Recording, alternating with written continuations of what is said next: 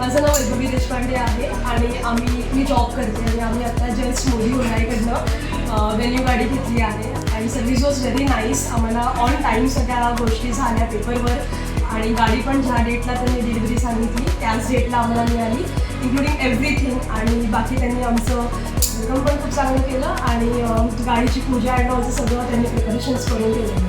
So it was very nice. Thank you so much.